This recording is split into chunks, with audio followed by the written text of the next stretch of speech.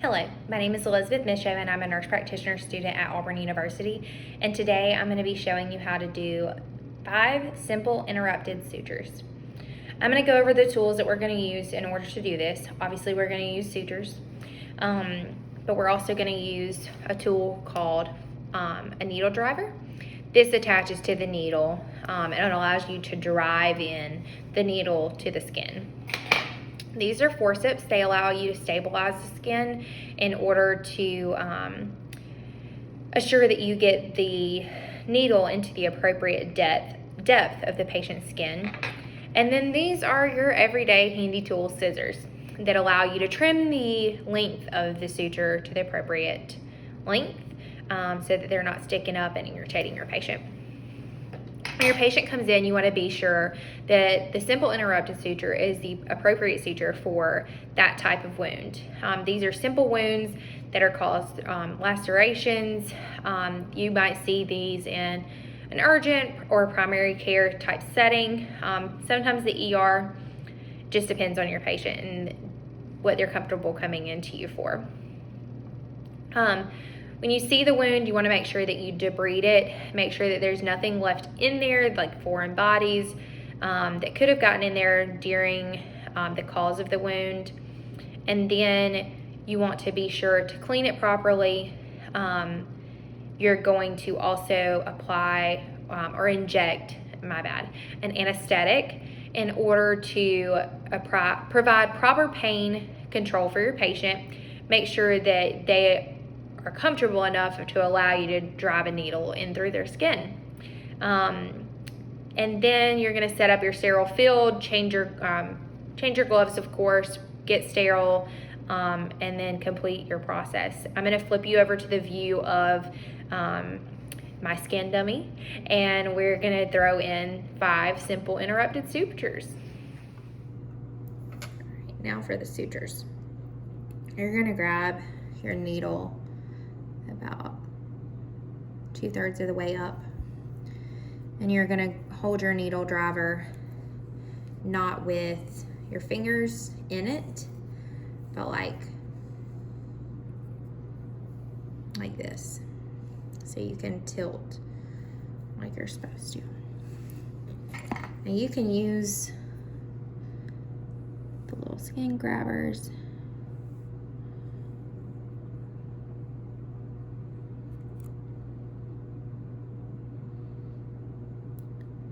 to secure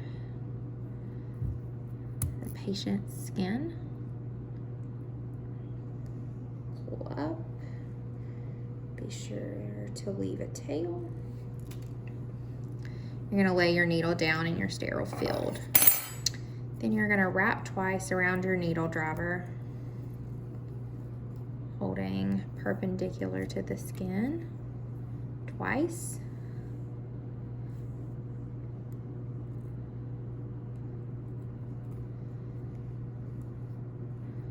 We'll get this right in a second.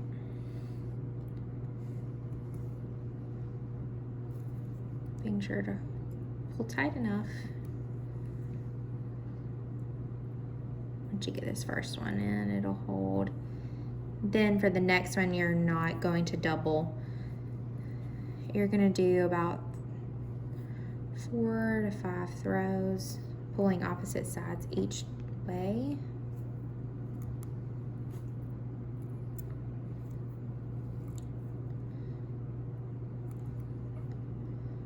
Okay, that should be good. Then you're going to trim just enough. I'm going to be sure to leave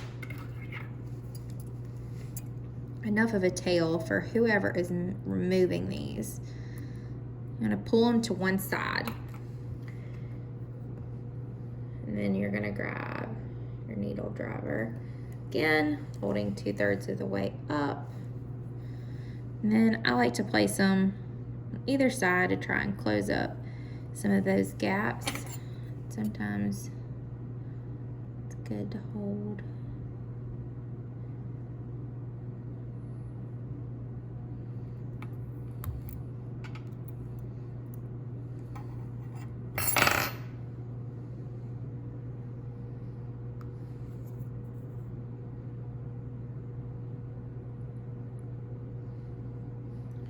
Make sure to leave enough of the tail. Drop your needle onto the sterile field.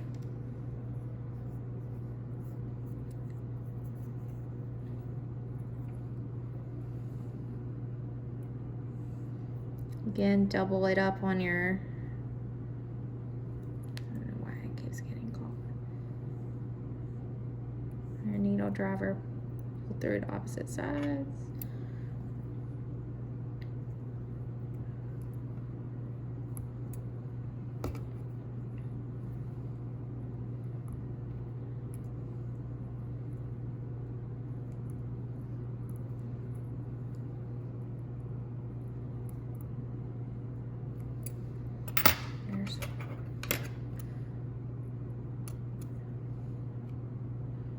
Just trimming these up.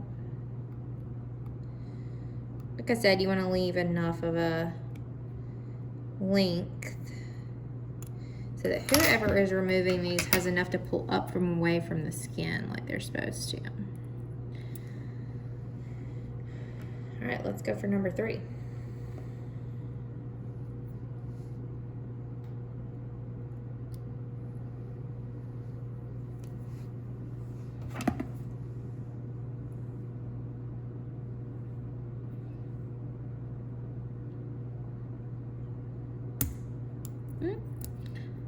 Lost my needle driver, that's okay. Just retouch. Through.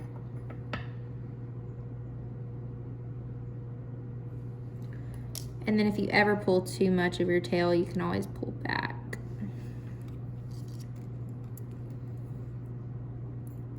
Wrap twice.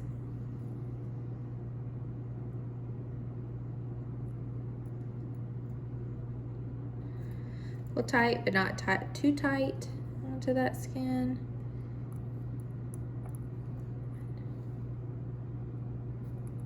Two.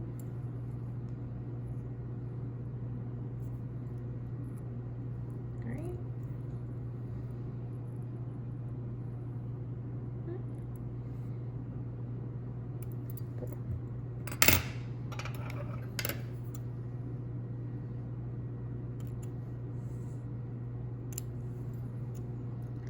It's a bit too long. There we go.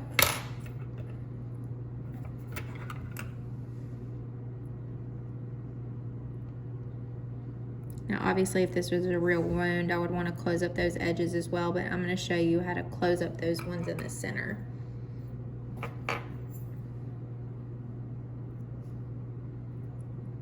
And if this was a real patient skin, it wouldn't be gaping like that as much.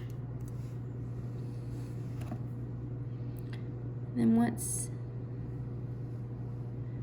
you kind of closed up some of these gaps,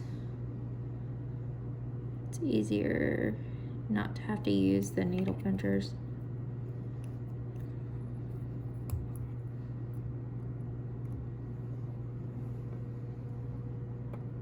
Like I said, leaving enough of a tail. 1, 1, 2. This is again your surgeon's knot. And a single. And again, we're doing about 4 or 5 throws in the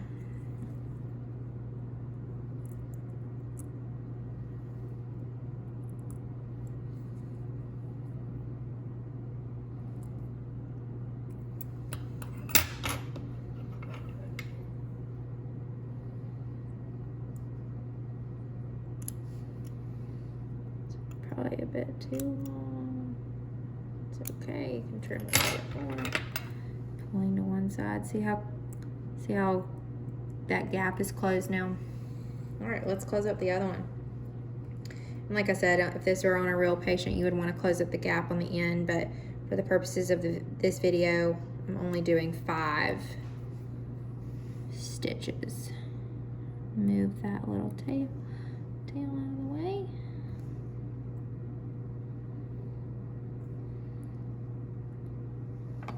Watching your fingers, of course. You can stabilize again with your other tool.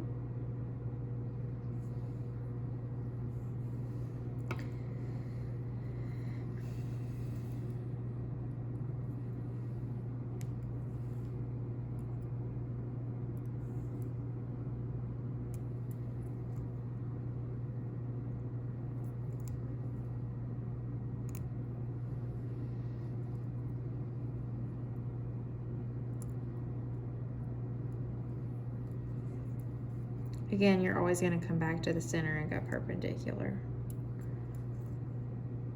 to the skin.